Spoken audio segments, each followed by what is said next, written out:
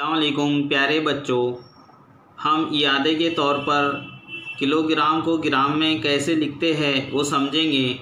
यहाँ पर 1 किलोग्राम यानी हम उसको इस तरह लिखते हैं 1000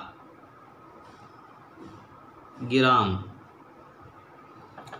पौन किलोग्राम यानी 750 ग्राम। आधा किलोग्राम यानी 500 ग्राम। पाव किलोग्राम यानी 250 ग्राम। इस तरह हम ग्राम में तब्दील करते हैं किलोग्राम को।